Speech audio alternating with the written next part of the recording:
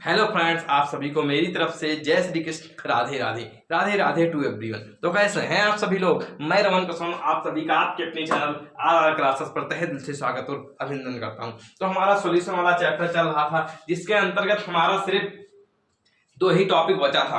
अगले वाले लेक्चर में मैंने आपसे बताया था कि हमारा एक टॉपिक बचा है जिसका नाम है वांट ऑफ गुणांक, लेकिन मुझको लगा कि ये वाला टॉपिक भी इंपॉर्टेंट है, आपके बोर्ड एग्जाम में पूछा जाता है, इसलिए मैंने एक भी टॉपिक को स्किप नहीं किया। मैं ये वाला टॉपिक भी आपको बता देता हूँ। ये वाला टॉपिक भी आपके बोर्ड एग्जाम में कई बार पूछा गया है, इसलिए मैंने इसको छोड़ना उचित नहीं समझा। आप मैं देख रहे हैं आप कि हम शुरू से लेकर अंत तक एक एक टॉपिक को डिस्कस कर रहे हैं। कोई भी टॉपिक मैंने आपका स्किप नहीं किया है।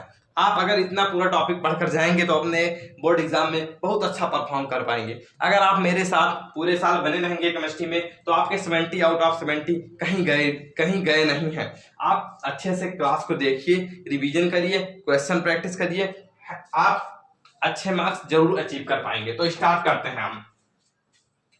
प्रतिलोम परासरण। मैंने आपको परासरण बताया था कि अर्धपारगम झिल्ली के द्वारा लगाया गया अर्धपारगम झिल्ली के द्वारा लगाया गया न्यूनतम विलयन पर लगाया गया न्यूनतम दाब हमारा परासरण दाब कहलाता है। और प्रतिलोम परासरण, यदि विलयन में परासरण दाब से अधिक दाब लगा दिया जाए तो परासरण की क्रिया बदली जा सकती है।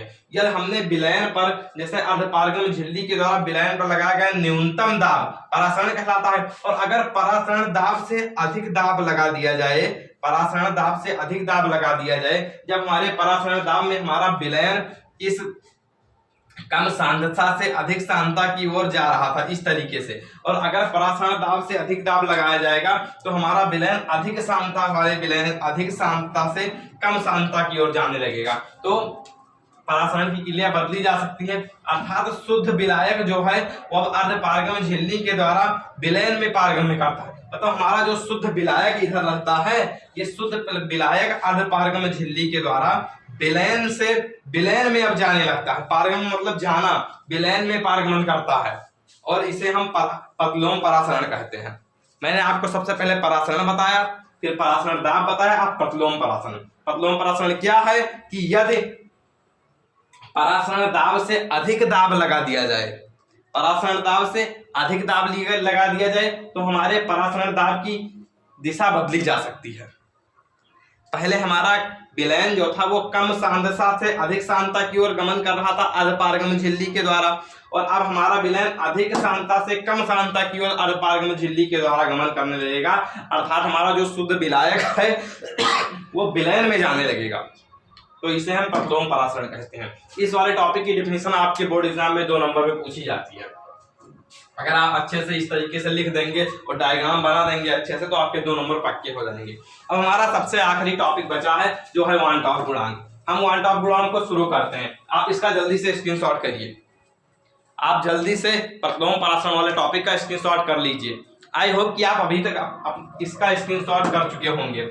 अब मैं जैसे लिख रहा हूं इस तरीके से आप अपने कॉपी में बहुत अच्छे राइटिंग से नोट्स बनाइए। हमारी राइटिंग थोड़ी अच्छी नहीं है तो उस पर आप ध्यान मत दीजिए। आप अपने राइटिंग में बहुत अच्छे तरीके से सिस्टमैटिक नोट्स बनाइए और उसी तरीके से अपने बोर्ड एग्जाम में लिखिएगा।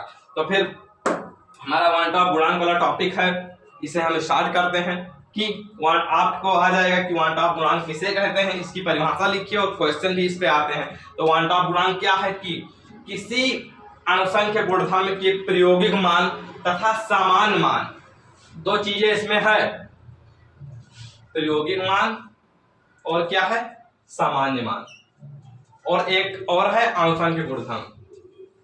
3 चीजें इसमें सिर्फ इंपॉर्टेंट है कि किसी अणुसंख्य गुणधर्म के प्रायोगिक मान तथा सामान्य मान के अनुपात को वांट ऑफ गुणांक कहते हैं। प्रायोगिक मान जो प्रयोग करने के बाद आता है मान, और सामान्य मान जो प्रयोग करने से पहले हमारा मान दिया रहता है वो हमारा सामान्य मान। और अणुसंख्य गुणधर्म क्या है मैंने आपको बताया था। अणुसंख्य गुणधर्म के अंतर्गत 4 टॉपिक आते हैं। वाष्पदाब में अपेक्षिक अवनमन, कवचनांक में उन्नयन, हिमांक में अवनमन और परासरण दाब, ये 4 टॉपिक आते हैं। और अणुसंख्य गुणधर्म को हम आई से प्रदर्शित करते हैं। इसे आई से प्रदर्शित करते हैं। इसे I से दर्शाते हैं।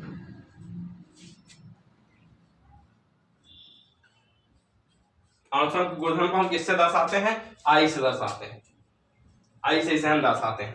और I बराबर होता है अनुसंख्यक गुणधर्म का प्रायोगिक मान, जो उसका प्रायोगिक मान होता है, यहाँ पर लिखा है अनुपात। अनुपात मतलब उसके प्रायोगिक मान और सामान्य मान का अनुपात।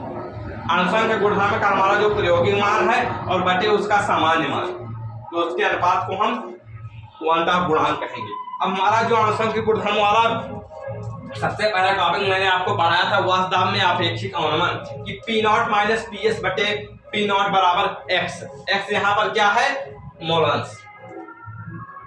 एक्स का है यहाँ पर मोलंस, तो उसके सामने हम आई लिख देंगे, हमारा वांट ऑफ गुणांक हो जाए। आई हमारा वांट ऑफ गुणांक। कभी कभी आ जाता है कि अनुसंख्यक गुणधर्म को वांट ऑफ गुणांक के रूप में लिखिए, उस तरीके से आप आई लिख देंगे तो ये वांट ऑफ गुणांक के रूप में हो गया। हमारा आ गया क्वथनांक में उन्नयन। क्वथनांक में उन्नयन में हम आगे आई लिख देंगे तो हमारा वांट ऑफ गुणांक के रूप में हो जाएगा। इनटू ये क्या है? मोलल उन्नयन क्वथनांक में अवनमन स्थिरांक। मोलल अवनमन स्थिरांक है ये। और ये क्या है? केएफ क्या है? मोलल उन्नयन स्थिरांक। मोलल उन्नयन स्थिरांक। और एम यहाँ पर क्या है? मोललता। एम का है मोललता। इस तरीके से मैंने आपको एक एक अनुसंख्यक गुणधर्म बहुत अच्छे तरीके से पढ़ाया हुआ है, यहाँ पर डिस्कस करने की जरूरत नहीं है। बस ये है कि अनुसंख्यक गुणधर्म के आगे आप सिर्फ आई लगा देंगे।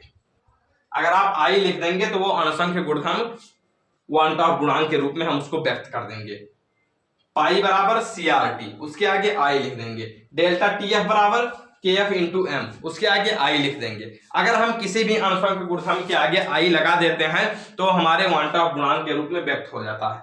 इस तरीके से आपका वांट ऑफ गुणांक वाला टॉपिक समाप्त हो गया। अब हम इसके न्यूमेरिकल आपको करा देंगे।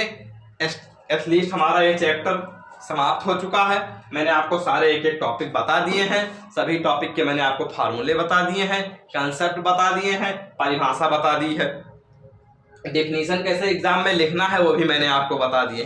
अगर हमारे वीडियो लेक्चर में आप पहली बार आए हैं तो आप हमारे पिछला वीडियो लेक्चर सारा देख लीजिए, आपके एक एक डाउट क्लियर हो जाएंगे। ये हमारे सॉल्यूशन का 16वां क्लास है, 16वां क्लास ले रहे हैं और आज हमारा ये वाला चैप्टर खत्म हो गया है।